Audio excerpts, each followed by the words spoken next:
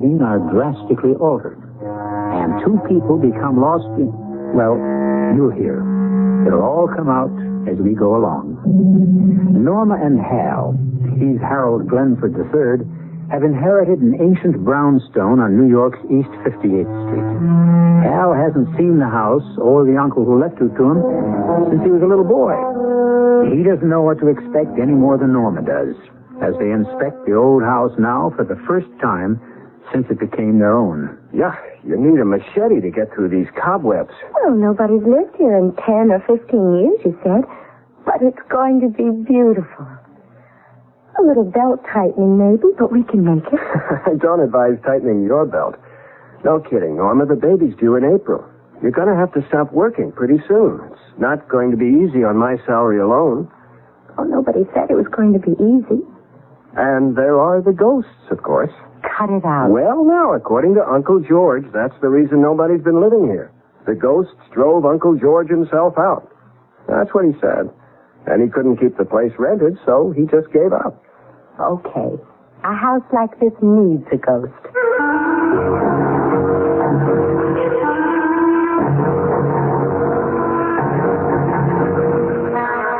Our mystery drama, The Fatal Connection, was written especially for the Mystery Theater by Fielden Farrington and stars Jennifer Harmon and Nick Pryor. It is sponsored in part by True Value Hardware Stores. I'll be back shortly with Act One.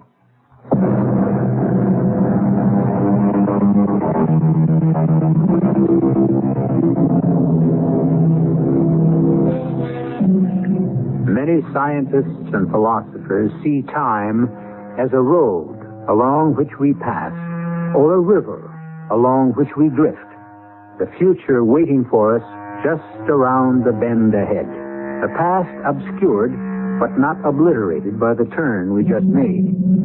The rest of us, ordinary mortals that we are, find the moment in which we are currently trapped just about all we can handle. Norma and Hal Glenford have moved into their old house on East 58th Street. The furniture from their former three-room apartment only half fills the first floor.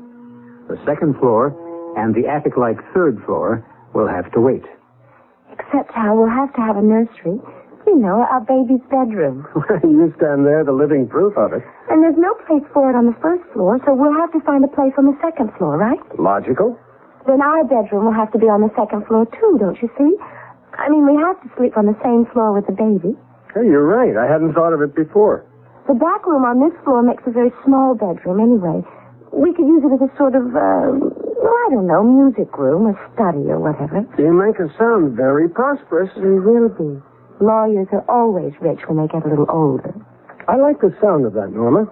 Doesn't make any sense, but I find the simplicity of it comforting. So shall we go upstairs and see what's there for a bedroom and a nursery? Okay. I'll go first and clear away the cobwebs.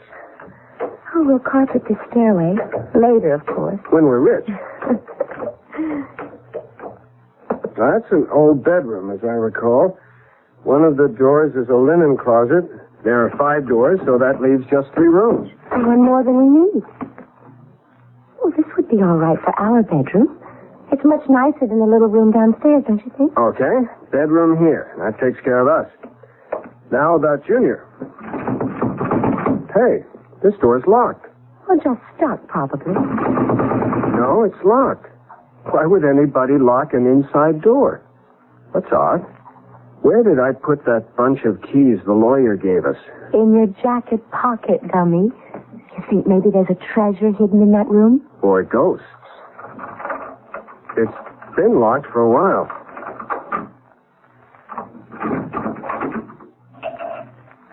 It's all furnished. Son of a gun. Right out of the 19th century. It looks like what used to be an upstairs sitting room or something of the kind. Oh, Hal, just look at that secretary. It must be 100 years old, and it looks just as solid. Oh, my gosh, a telephone. One of those old wall phones. I've seen pictures of them. Shouldn't it have a crank? Oh, I'd like to furnish the whole house just like this. You know, everything to match the house itself. I wouldn't change a thing in here. Well, I could live without the cobwebs and the dust. Well, I'll speak to the upstairs maid about it. Good help is so hard to come by lately, my dear. Have you noticed? Oh, I have indeed. It's the times, I'm afraid. Everything seems to be going to pot. What? Darling, would you believe it? The butcher today wanted 18 cents a pound for steak. Just plain old beef steak. 18 cents a pound. Well, we might as well eat at Delmonico's if it costs that kind of money to cook at home. Oh, let's, shall we? This evening? Well, why not? I'll order a hack. Excuse me, my dear. Operator, I'd like a hansom cab sent to 621 East 58th Street at once. At once, understand? We'll be going to Delmonico's. Let's go back downstairs where the 20th century is and see if there are any hot dogs in the refrigerator. Actually, though, I guess 18 cents was hard to come by in those days, as $2 is today. Not for old Grandpa Glenford, it wasn't. Great-grandpa, that would be. He was filthy rich. Was he the one who built this house? No, I don't know that he built it. He was the first Glenford to own it. Whatever happened to all that money? Gave it away. Gave it away? That's what my father told me. Maybe it was just a figure of speech. You know what we ought to have? We ought to have a bottle of champagne to break over the bow of the house, or the stern, or whatever they break it. His houses had them. Well, now, if you look in the refrigerator, just to the right of the meat drawer, you'll find a quart of excellent domestic champagne cooling. To be taken internally, though, not broken over anything. Oh, what a doll you are. Shall we have it now? Well, I thought after dinner, but if you'd rather... What was that? Well, it sounded like somebody at the door. Well, what's the matter with the doorbell? Honey, I don't know. Maybe it's broken. Maybe somebody likes the knocker better. I'll see who it is. Yes? What can I do for you? Your hansom cab, sir? For Delmonico's, I believe? It was a joke of some kind, Norma. Who played it if it was a joke? I mean, who knew you made that nutty pretend phone call upstairs? I don't see how it could be a joke. Well, then, a coincidence. There are hansom cabs still operating over at Central Park. Oh, sure. And one of them just happened to drive all the way across town. And as long as it was in the neighborhood, the driver just thought he'd knock at our door and tell us our cab was here to take us to Delmonico's. Oh, come on, Hal. Well, okay. You explain it. I can't. That's what's bothering me. Well, you don't think... No, you surely don't think... No. No, of course I don't. What did the driver say when you sent him away? Well, something about it was a funny mistake for the office to make if I didn't order a hansom. He was grumpy about losing a fare. Did he look like a real hansom cab driver? I mean, did he look like somebody you've seen driving a hansom around the park today, or was he, well, you know, dressed like the real old-timey ones? I didn't really notice. Look, now, why don't we just forget him? Why don't we just have dinner and see what's on TV and drink our champagne and go to bed? I've got to go to work in the morning, even if I do live in a mansion. Especially since I do.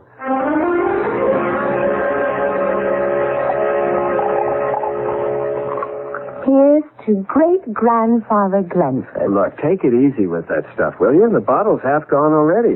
You're a novice at this, remember? And here's to hansom cab drivers everywhere. Hey, you know what we ought to do? There isn't any more champagne, if that's what you mean. I only bought one bottle. No. What we ought to do is something about that phone upstairs. Yeah, like have it taken out. No, I want to order something. A new dress. Something like that. I mean, if they send over cabs when you order them, why not? You'd better let me finish this bottle. Bring it upstairs. Come on. 4 years it's taken me to find out I married a lush. There it is. Our fairy godmother compliments of the telephone company. You want to go first? No, you go ahead. I'm just along for the ride. What shall I ask for? No, look, don't fool around with one dress. Ask for a whole new wardrobe. As long as you're going to be a kook, you might as well be kooky in the grand manner. You're a genius. Hello? I want a whole new wardrobe. Oh, no, 2 wardrobes. One for myself and one for my husband. Everything in the latest style and everything must fit perfectly. Oh, and have everything finished and delivered by the time I get home from work tomorrow afternoon. That's, I guess, it for now. You want to order something, Hal? Well, sure. Why not? Here, give me that. Hello. I want the house completely redecorated. Completely. Restored, I should say, exactly as it was when the place was new. And I don't mean just when you get around to it. I want that finished by tomorrow afternoon also. By the end of the working day. Thank you. Beautiful. Let's finish this bubble water and get to bed. Hey, what do you bet you have a headache in the morning?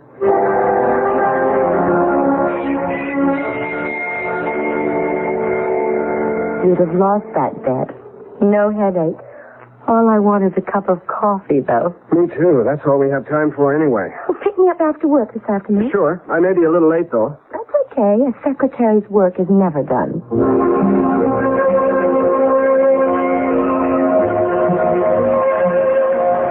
So, after I spend the better part of 3 weeks working on this brief, and it's brilliant if I do say so myself, who do you think is going to take it into court? Mr. Fuller? Old J.C. himself. Who else? How was your day? Oh, you know. Once you've typed one letter, you type them all. You know something? We ought to walk home from my office every evening. Hold my briefcase while I unlock the door, will you? I wonder if they finished. Who finished what? The decorators, you know. You told them it had to be finished by the end of the working day. How? Now, this is too much. I mean, what kind of a joke? It is, Hal. It's all been redecorated, restored. Just like you ordered.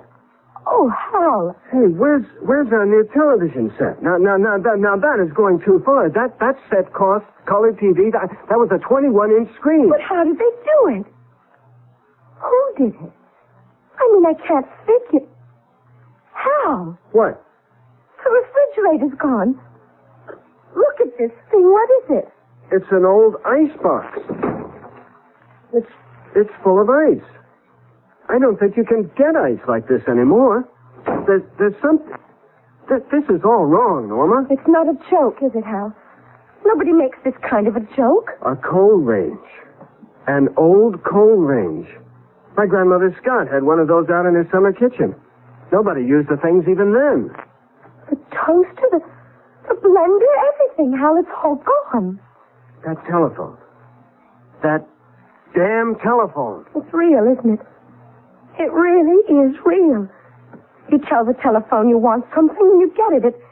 It's like a genie in a bottle. You just order it and I think I'm scared. All right. If it'll work one way, it ought to work the other too. In reverse. What are you going to do, Hal? Come on.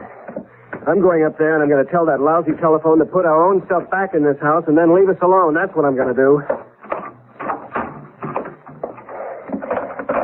Now listen, you, whoever you are, I want you to stop... Please.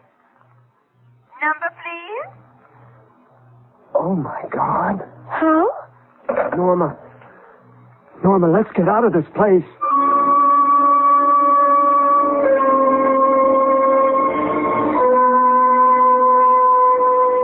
A telephone? Redecorate and completely restore a 19th century house? And all in the course of an 8-hour day? It seems impossible, doesn't it? And yet there it is. And somebody did it. Or something. We'll look into it further when I return shortly with Act 2.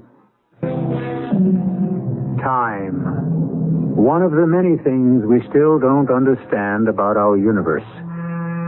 Now here, in an old house on New York's East Side, Hal and Norma Glenford have found an antiquated telephone that seems to constitute some kind of flaw in what we consider the natural passage of time. At least in the incredibly short objective space of 8 hours, the house has somehow become its original 19th century self. The past, if Hal and Norma can believe what they see and hear, has been trapped within its walls. The eeriness of it has sent the two of them frightened out onto 58th Street. It's so quiet out here. And so dark. I don't remember it being this dark before. Well, we haven't been around this neighborhood much at night. I guess east of First Avenue, the city just doesn't waste money on bright lights. Let's walk up that way, Hal. Right now, I don't want to go back into the house. Okay. Up toward 3rd Avenue or Lex? You know, I don't think I ever heard New York this quiet before. East side, west side, day or night. It's like a tomb.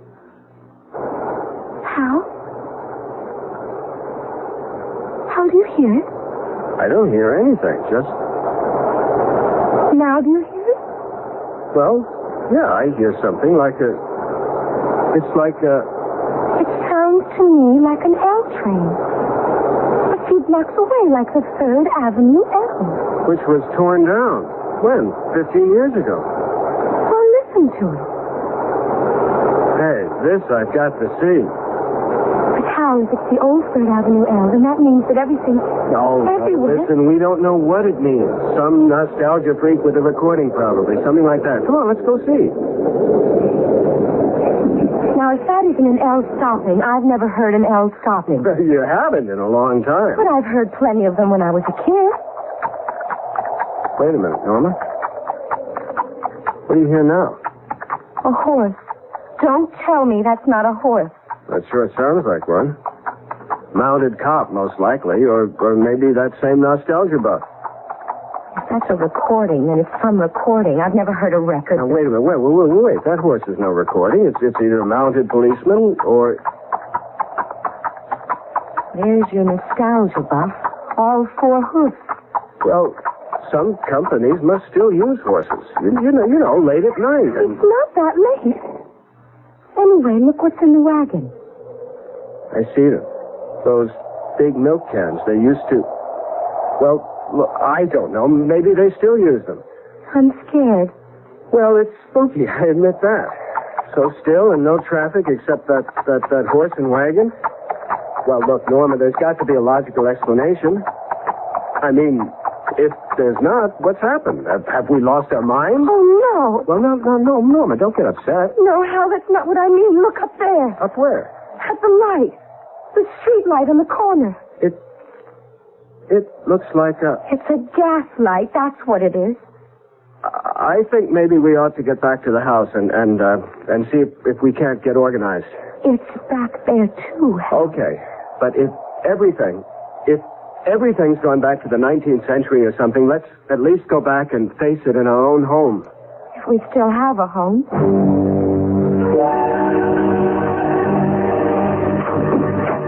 The key seems to turn easier. What if there's somebody in there? I mean, we didn't live here, and... Oh, what year do you think it is, Hal? It's... Oh, Lord, I'm so mixed up. How can it be anything but 1974? That's what it is. Or was, or will be. Now, we've got to stop this foolishness. The first thing we need is some dinner. Maybe with some good, solid food inside us, we can take a more reasonable view of this mess. I don't know how to cook on a coal range. I don't even know how to make it burn, do you? Well, we were lucky there was some stuff in the icebox already cooked. I wonder who cooked it. Maybe my grandmother. What do you suppose happened to them?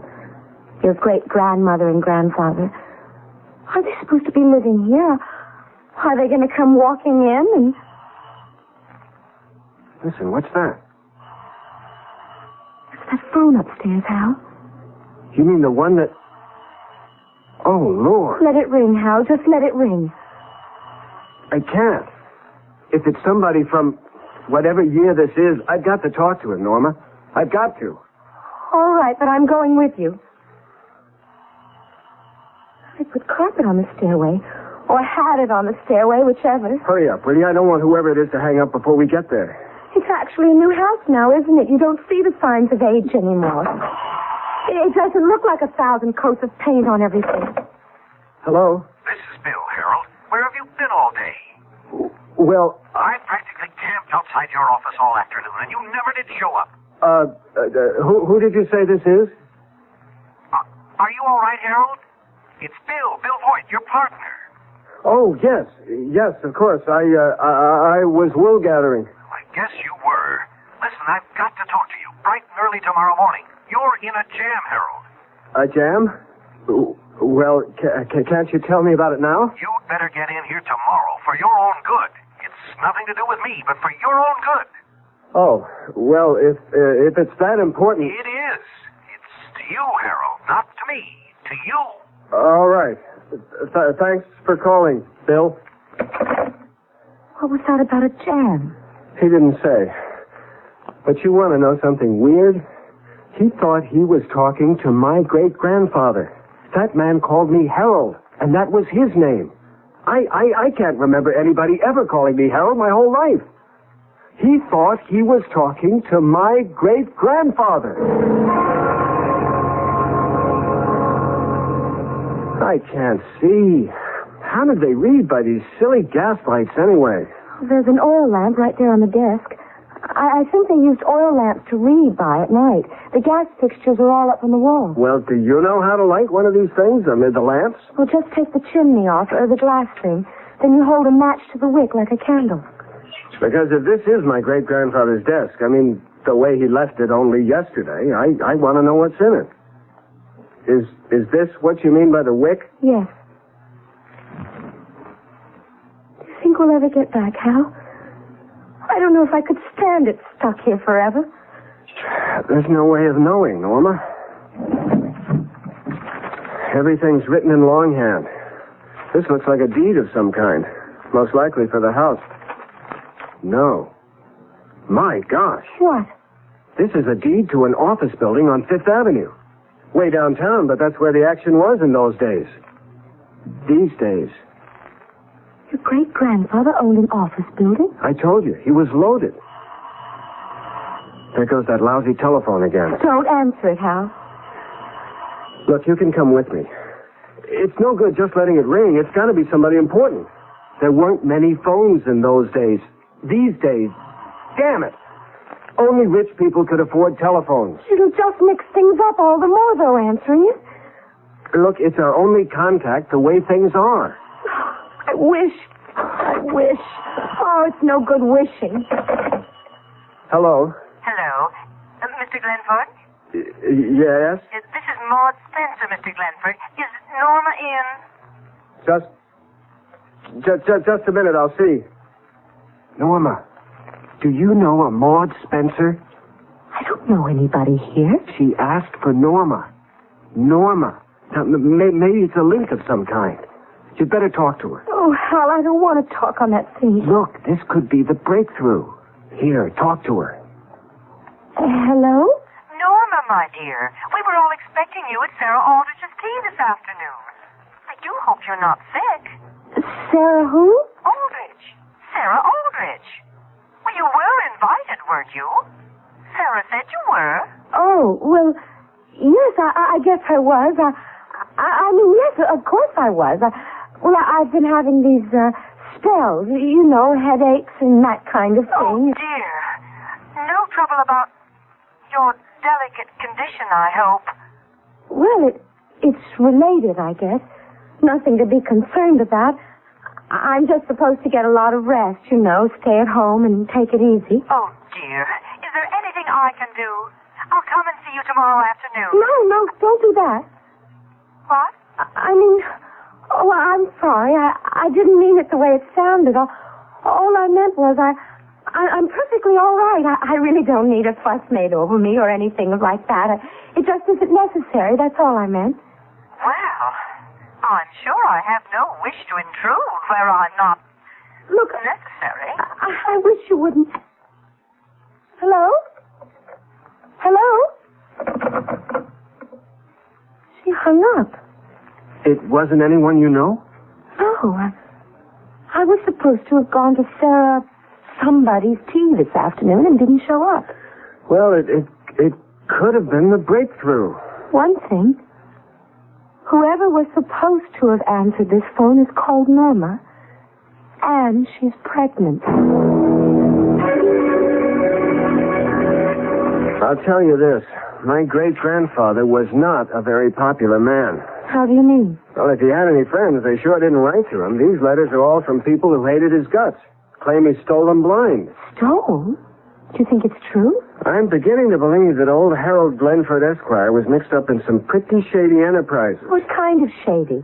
Kickbacks, near extortion, character assassination, embezzlement, or something very like it. If a third of these letters are right, you name it, and old great-granddaddy Glenford was into it. Oh, that's shocking. Listen, you want to hear one? I'm not sure I do.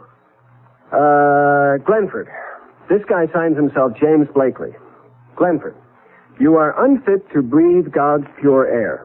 The ways of God are beyond understanding, but justice is inevitable either in this world, which you befoul, or in the next where, never fear, the punishment you deserve has been prepared for you. To hasten you into that world would be an act of the highest nobility. If I do not do the deed myself, rest assured that another will in good time. Wow. A sample. Only a sample. How? Well, what is it? Look at this. It's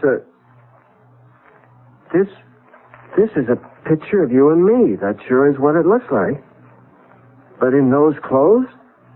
Well, where did you get this? In this desk drawer. Look on the back. Mr. and Mrs. Harold W. Glenford on the occasion of their wedding, June 1894. And look at those signatures. Except for a couple of curlicues, they're yours and mine.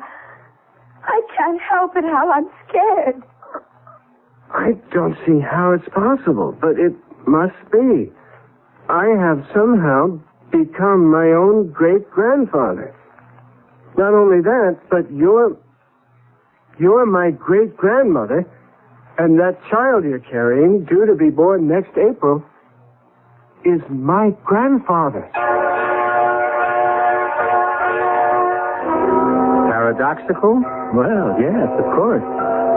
You presuppose paradox the moment you start moving about in time.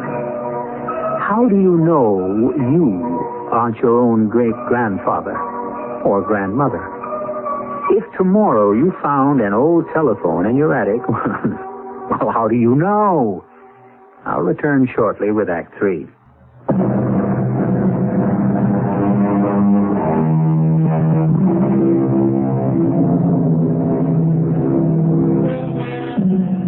If I had my life to live over, that's not an uncommon expression. We've all heard it. But have you ever heard anyone say, if I had my great-grandfather's life to live over? That's exactly what has happened to Harold Glenford, if his conclusions are correct. He has not only gone back in time to his great-grandfather's day, but he has also taken on his great-grandfather's identity, and the wife he loves is now, as he must believe, his own great-grandmother. A situation of many complexities. Hal has broken open the strongbox he found in old Harold Glenford's desk and has gone quickly through its contents. Well, there's one comfort. If we actually are my great-grandfather and grandmother, we're very rich people. What difference does that make? A lot. If we're stuck in this time. I want out, rich or not. Well, honey, so do I, of course. But there are securities and deeds in this strongbox representing well over $1 million in assets. And $1 million was really worth something in 1897. Is that when it is now? Mid-November of 1897, according to the dates on those letters I read. How can't you do something about it? What? Invent a time machine? Look, I don't know. Maybe it'll just happen. Like the other time, only in reverse. Norma, I'm sorry. That's the best I have to offer. Meantime, I think we ought to get some sleep. Sleep? In the middle of a thing like this, sleep? Try to, anyway. I wish we had that bottle of champagne we drank last night. Oh, Lord. It wasn't last night. The grapes that went into that champagne haven't even been planted yet.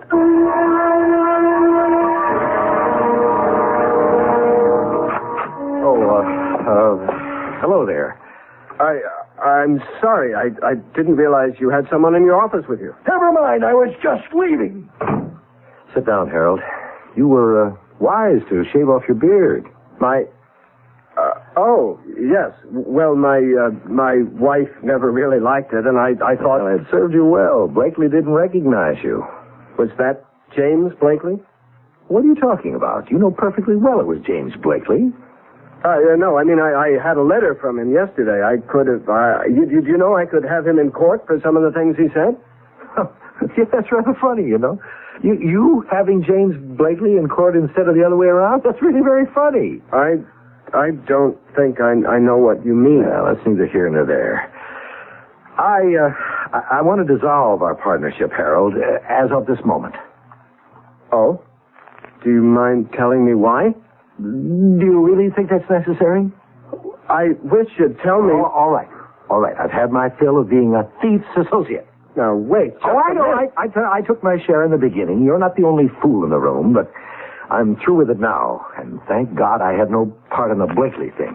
All right. I was checking things over last night. Thinking things over. Some of my business tactics have been, all right, shameful. I admit that. But I decided last night to change things. I mean, no shady dealings of any kind from now on. I see. Change things.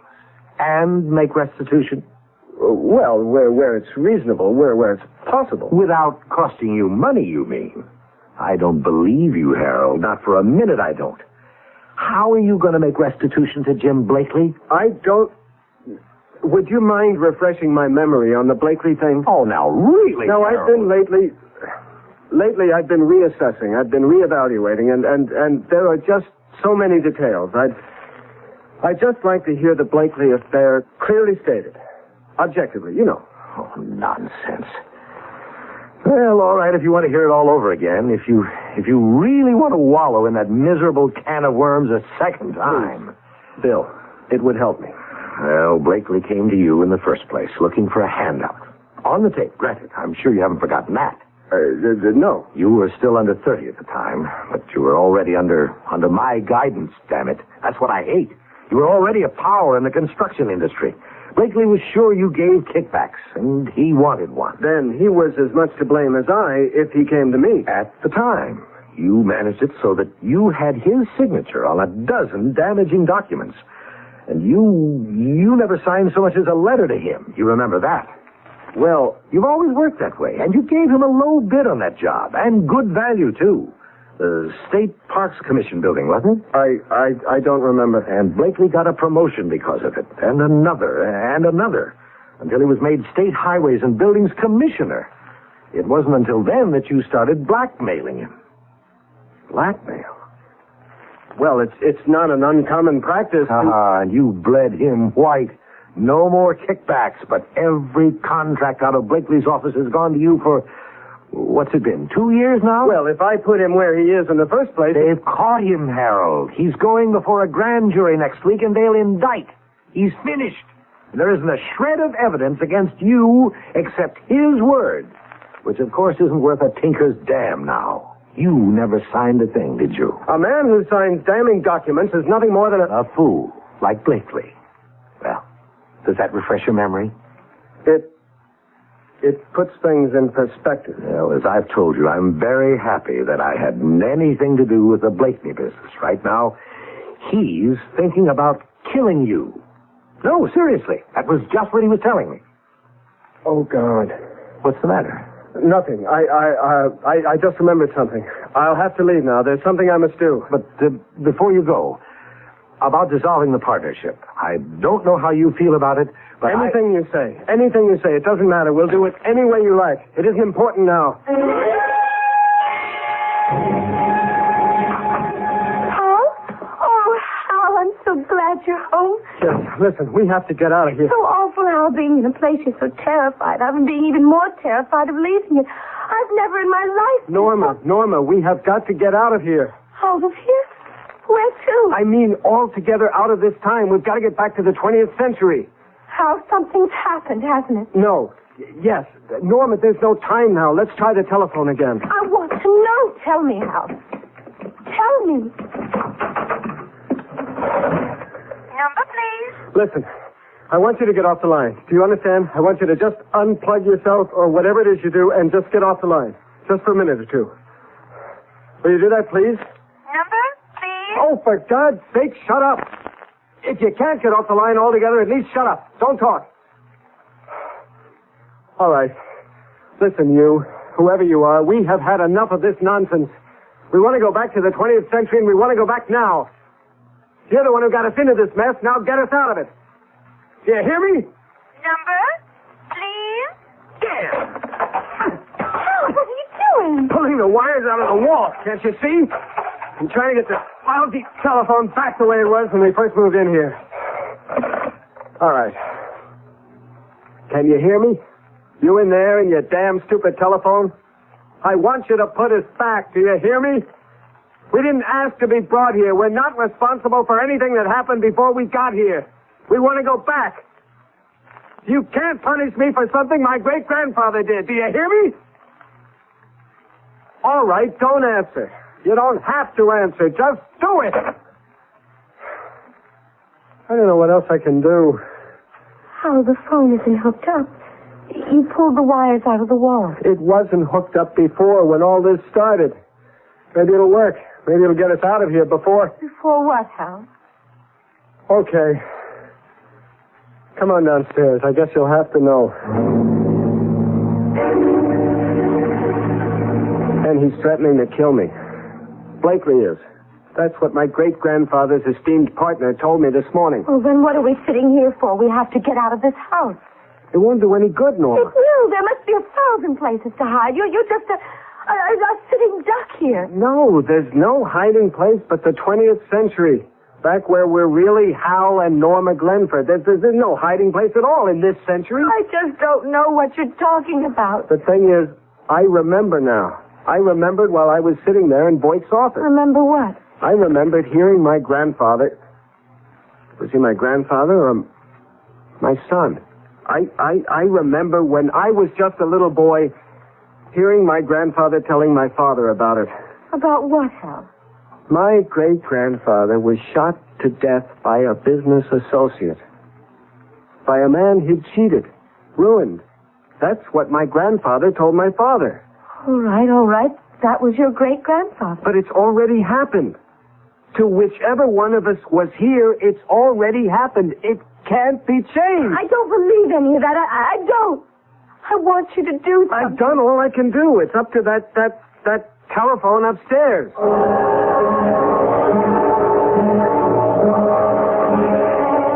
Maybe if we just sit here and think 20th century, it'll work. Close our eyes and just know we're in the 20th century. Listen for auto horns. Think about the Pan Am building. Try to decide what we'll watch on TV later. Breathe the polluted air. Mightn't it work, Hal? It couldn't hurt. Close your eyes. That'll be Blakely. Don't answer it. Do you think I'm crazy? Now listen to me. If he's got a gun, he can get at us through the front window. I want you to head for the coat closet as fast as you can and get in there and stay in there until I tell you to come out. Have you got that? Yes. Norma, get in the closet. No. Not as long as you... Get down, Norma. Get down on the...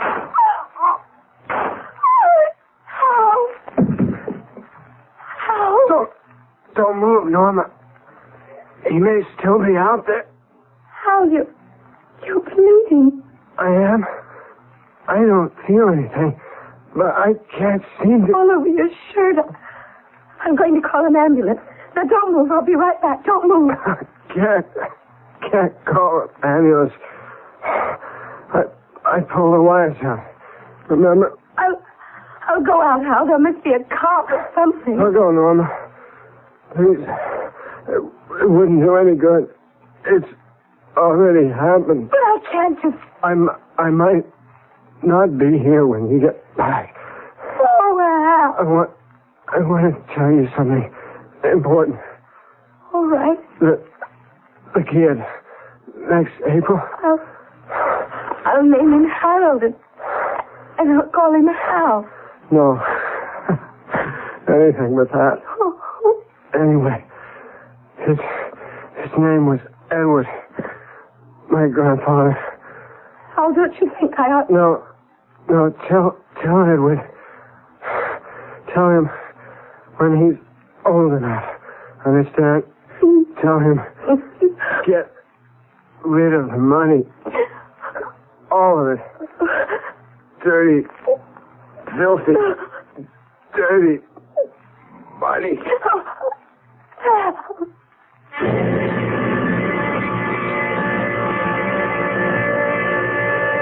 Justice must be served. That goes without saying. But how many times? It's unlikely, of course, that anyone listening to me at this moment will ever find himself unexpectedly living in the 19th century. But just in case, how much do you really know about your great-grandfather? I'll be with you again in a few minutes.